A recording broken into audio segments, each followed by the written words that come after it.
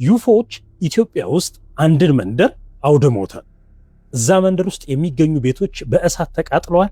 እንዲሁም ደግሞ አካባቢው ላይ የነበሩ ዛፎች ተቃጥለው እጅግ በጣም ጉድ የሚያስብል ኢትዮጵያና ዩፎ የተገናኙበት አደገኛ መረጃ ከአሜሪካ መንግስት ከትናንት በስቲያ ተለቋል። ያንን ዶክመንት እያነበብኩኝ አዲስ ነገር ለእናንተ ይዤ ለመምጣት በማነብበት ሰዓት ኢትዮጵያና ዩፎ እንደተገናኙ ሳይ በጣም ነው የተገረምኩት።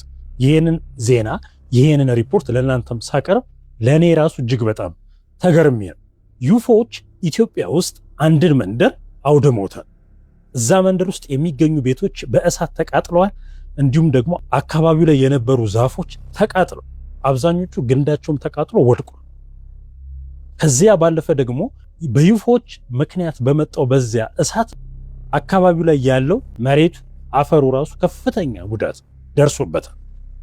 ይሄ እንግዲህ የሆነው በዚያን ጊዜ የኢትዮጵያ መንግስት ፖሊስ ልኮ በቦታው ጉዳዩን አጣርቶት ሚስጥር በማድረግ እስካሁን ድረስ አልተገለጠም ነበር። እንግዲህ በምርምርና ጥናት እኔ ደግሞ ለእናንተ ገልጬላችኋለሁ። ዩቲዩብ ላይ ያላችሁ፣ ፌስቡክ ላይ ያላችሁ፣ ቲክታክ ላይ ያላችሁ ይሄንን መረጃ ስታወጡ ይሄንን መረጃ በመጀመሪያ ይዞት የመጣው ኪንግ ነው ብላችሁ ደግሞ ሶርስ እንድትናገሩ ግዴታ ይጠበቅባችኋል። ብዙ ጊዜ የተለያዩ መረጃዎች ሲወጡ መረጃዎቹ ከኢትዮጵያ ጋር ይገናኛሉ ወይ የሚል ጥናትና ምርምር አደርጋለሁ። የዛሬው በጣም ነው ያስገረመኝ። ይህች መንደር ለመሆኑ ማን የምትባል ናት? ስሟ ራሱ በጣም የሚገርማችሁ ነው። አዲስ ስም ልክ እንደ ኮድ ወጥቶላታል።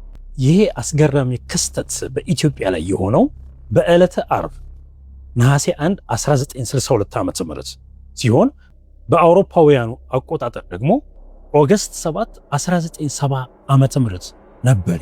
ከአፍሪካ ደግሞ በአንደኛ ደረጃ በአካላዊ ክስተት በመከሰቱ የሚታወቀው ይሄ ጉድ ዘሰላድሬ ዲዛስተር ይባላል። በአማርኛው የሰላድሬው አደጋ ይባላል። ለመሆኑ ሰላድሬ የምትባል መንደር ኢትዮጵያ ውስጥ የትኛው ክፍለ ሀገር ነው ያለችው?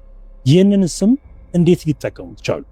ዶክተር ጄ አለን ሃይኔክ የሚባሉ የዩፎ ከፍተኛ ተመራማሪ ለዩናይትድ ስቴትስ ባህር ኃይል አማካሪ በወቅቱ የነበሩ አዲስ አበባ ያለው የአሜሪካ ኤምባሲ ይህንን መረጃ ከኢትዮጵያ ያስተላልፍ ነበር። በወቅቱ ታዲያ ሁለቱ በሚለዋወጡበት ጊዜ እዛ ላይ ያለውን ዶክመንት ዘሰላድሬ ዲዛስተር የሰላድሬው አደጋ በሚል ጽፈውታል። ይህንን አስመልክቶ እንግዲህ የቀረበው ትንታኔ የሚለው ምንድነው? ሰላድሬ የሚባለው ሊያያዝ የሚችለው የት ቦታ እንደሆነ ይናገራል። ከአዲስ አበባ በስተሰሜን አቅጣጫ 150 ኪሎ ሜትር ላይ ከምትገኘው ሰላሌ ከምትባለው ክፍለ ሀገር አካባቢ ያለ እንደሆነ ይናገራል። ከሰላሌ አጠገብ ብሎ በትክክለኛው የተሻለ እሳቤ የተሰጠበት ግን በአሁኑ ሰሜን ሸዋ በምትባለው ክፍለ ሀገር በትክክለኛው ስሙ ግን መንዝ በሚባለው ክፍለ ሀገር ውስጥ የሚገኘው ሰላ ድንጋይ እንደሆነ ይታመናል። በወቅቱ እንግዲህ አሁን ቅድም እንደነገርኳችሁ ተራ የሆነ እሳት አይደለም የወረደው። በአካባቢው የነበሩ እማኞች እንዲሁም ደግሞ የኢትዮጵያ ፖሊስ እዛው ቦታ ላይ ሄዶ ፎቶዎችን አንስቷል። የተለያየ መረጃዎችን ሰብስቧል። ለኢትዮጵያ ሕዝብ ይፋ እንዳይወጣ እስከ ዛሬ ድረስ ሚስጥር ሆኖ ቆይቶ ነበር።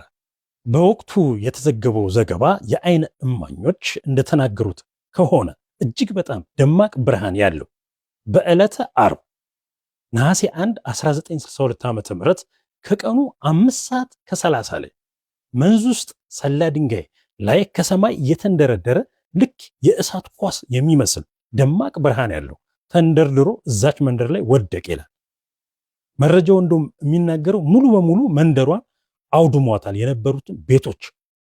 ቅድም እንደነገርኳችሁ ተቃጠለ ስል ተራ እሳት አይደለም። ከፍተኛ የሆነ የነፋስ ግፊት፣ እጅግ በጣም ከፍተኛ የሆነ የአውሎ ነፋስ ግፊት እንዲሁም ደግሞ ኤሌክትሮማግኔቲክ ኃይል እንደሆነ ተዘግቧል። የአሜሪካ መንግስት እንግዲህ በለቀቀው በዚሁ በአብሪቬሽኑ ፐርሱ በሚባለው ሪፖርት ላይ ነው ይሄ ክስተት ይፋ የተደረገው። በአፍሪካ እስከ ዛሬ ድረስ አልታየም፣ አካላዊ ጉዳት የደረሰው በኢትዮጵያ ላይ ብቻ ነው ብለዋል። ምንም አይነት ማካበጃ ሳልጨመርበት መረጃው ላይ የሚለው እንደውም በወቅቱ በሰላ ድንጋይ ላይ የሳር ክዳን የሚመስል ጣራ ያላቸው ቤቶች በድንገት በታየ የእሳት ኳስ በሚመስል ነገር ሲወድሙ ታይተዋል ነው የሚለው። ሲወድሙ የታዩት። ይህንን መረጃ በወቅቱ የነበረው የኢትዮጵያ ፖሊስ ምን ብሎ ሪፖርት እንዳደረገ ሲደበቅ ምን ብሎ እንደዘገቡ ለማወቅ በጣም ያጓጓኛል። ይህንን ክስተት ያደረጉት እንደዚህ ያሉ ሽፍታዎች ናቸው፣ እንደዚህ አይነት ሰዎች ናቸው ተብሎ የታሰሩም ሊሆኑ ይችላሉ። ሰበብ የተፈጠረባቸውም ሊኖሩ ይችሉ ይሆናል። በወቅቱ የነበረው የኢትዮጵያ ፖሊስ ምን ሊል እንደሚችል እስቲ ገምቱና እናውራበት። እንዲሁም ደግሞ አዲስ አበባ ውስጥ ያለው የአሜሪካ ኤምባሲ በጣም ብዙ መረጃዎች ከኢትዮጵያ አስተላልፏል ማለት ነው። በወቅቱ የነበረው የኢትዮጵያ መንግስት በጣም ብዙ ሪፖርቶች ደብቆናል ማለት ነው እንደ ህዝብ። የአሜሪካው ፕሬዚዳንት ዶናልድ ጄ ትራምፕ የጀመሩት ይሄ ዘመቻ በሌላ መንግስታትም ይቀጥል ትላላችሁ? አስተያየታችሁን እንጋራ። ሌላም እጅግ በጣም አስገራሚ መረጃ ይዤላችሁ እመጣለሁ።